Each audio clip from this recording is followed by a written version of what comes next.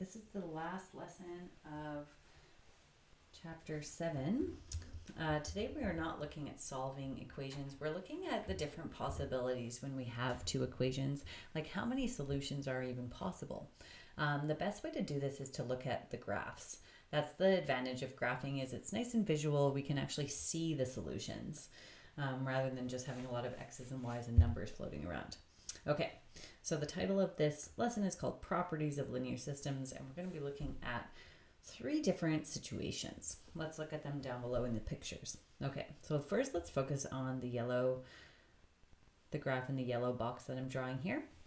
So we have 2 equations in this box, and we can see they cross at one point. So every equation that we have in this chapter is linear, so they're all going to be straight lines. So most of the time when you have 2 straight lines, they're going to have one intersection point.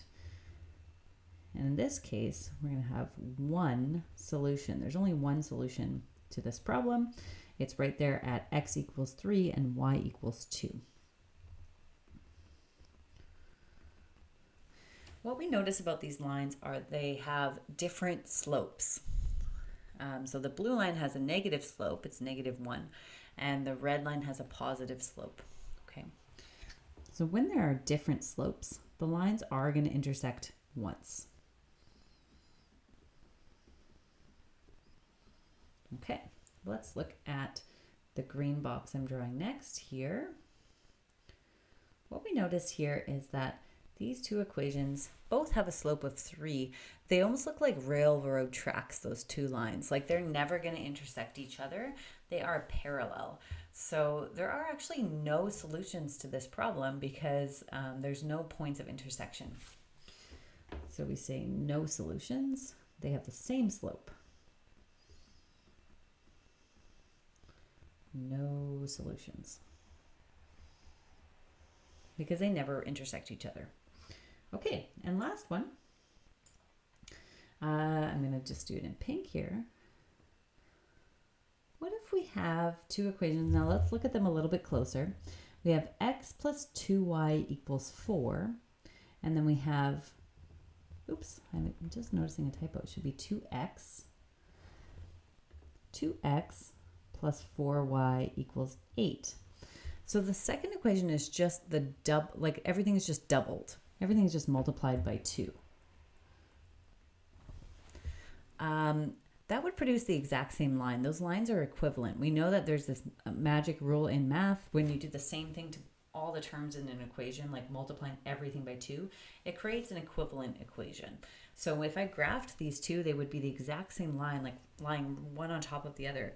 They intersect. There's actually like an infinite number of solutions. Like every single point on these lines, I'm drawing them in green here, but there's so many it's impossible to draw them all. These are all solutions to the problem. Every single one of those green points I'm drawing, and every point in between. So we say here that there is infinite solutions. And they are equivalent equations. So the slope is the same, everything's the same. They're the same equation essentially. Okay, so what to look out for there is if you essentially have 2 of the same equation, maybe they're just different multiples of each other, then you're going to have infinite solutions because really you only have one line. Okay, so those are the 3 and only 3 scenarios you're going to encounter. So the rest of the lesson is just figuring out, am I in the yellow box, am I in the green box, or am I in the pink box? Okay, so let's go through some questions and see. You're not always going to be given a nice picture though. So let's see what happens if we don't have a picture. Okay, first question here. We have x plus y equals -2 and -2x minus 2y equals 4. If you notice, if I take that first equation and multiply everything by -2, I'm going to get the second equation. So if I take that first equation, x plus y equals -2, and I multiply everything, this one by -2, this one by -2, and this one by -2, I will get -2x, minus 2y equals 4, which is the exact same thing as the second equation. So those 2 equations are equivalent. So we are in the pink box there. We have equivalent equations.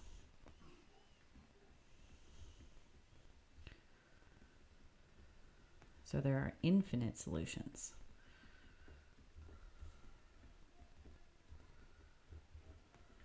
Okay, next one here. We have 4x plus 6y equals negative 10 and negative 2x minus y equals negative 1. I don't think these are multiples of each other. What you want to do if they're not multiples is rearrange them.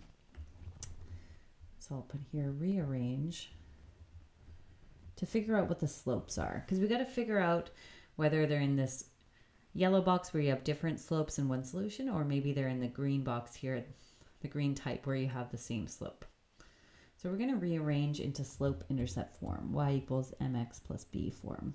And then that way we can tell what the slope is and figure out if these equations are going to ever intersect each other. Okay, so let's do the first one. 4x plus 6y equals negative 10. First thing I'm going to do is move the 4x to the other side. So I'll have 6y equals negative 4x minus 10. When you move it to the other side, it becomes negative. And then I'm going to divide everything by 6. So I get y equals negative 2 over 3x minus 10 over 6, which reduces to 5 over 3. Okay, that's the first equation. Second equation, let's do the same thing.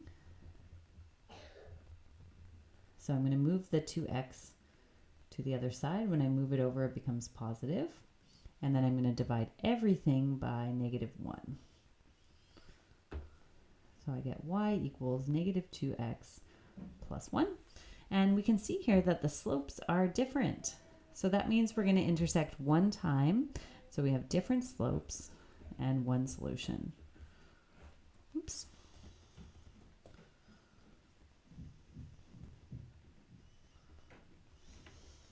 One solution. Okay. All right, let's go to the last question. It says, given the equation negative 2x plus y equals 4, write a linear equation that will form a linear system with exactly one solution, no solutions, infinite solutions. Okay, what I'm going to do is just rearrange this guy so that it's written in y equals mx plus b form. So I'm going to move the 2x to the other side. When I move it to the other side, it becomes positive. Okay, so if I want something with one solution, that means I'll have to have a different slope. So the slope of this equation is 2. So as long as I write an equation that doesn't have slope of 2, I'm going to create a system that has one solution. So my first equation was y equals 2x plus 4. My second equation can have any other number where I'm highlighting in green here. So I'm going to pick, I don't know, negative 17. As long as I have a different slope there, and you could have any y-intercept you want, but as long as you have a different slope, you're going to have one solution. Okay, let's do B. My first equation is y equals 2x plus 4. My second equation is, well, I want to have something with no solutions. So I want to have something with the same slope. So it's going to be 2x, but I don't want the equations to be identical because then they're going to be lying on top of each other. So I want them to look like railroad tracks. So I'm just going to change that y-intercept. You could change it to anything, but you want to have the same slope here for no solutions. Okay, so this would be like the yellow box above. This would be like the green box. And here we would have like the pink box, infinite solutions. So in this case, my first equation is y equals 2x plus 4. You can make any multiple of that and it'll be equivalent. So like, let's multiply everything by like, I don't know, 7. So 7y equals 14x plus 28. You could pick any multiple. These are equivalent equations. They're going to lie on top of each other. You're going to have infinite solutions. Okay, and that's the end of the lesson.